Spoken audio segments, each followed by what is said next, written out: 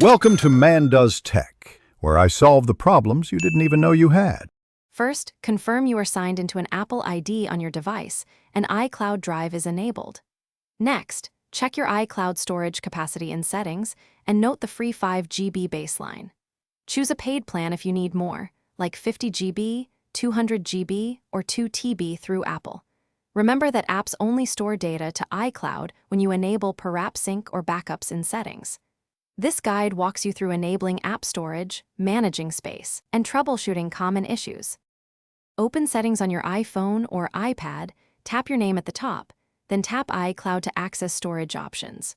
Scroll to App List and toggle the switch for each app you want to sync and store in iCloud. To save full app state and documents, enable iCloud Backup so device backups include app data automatically. After enabling, open Manage Storage to view which apps use GB of space and to remove old backups or clear app data selectively. Regularly review Manage Storage to identify large app backups and remove those you no longer need.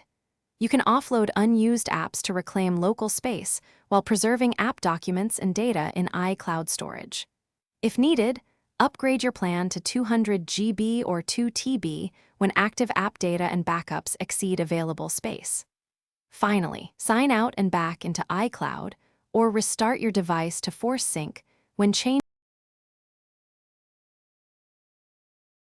Thanks for watching. If you found this helpful, don't forget to like and subscribe.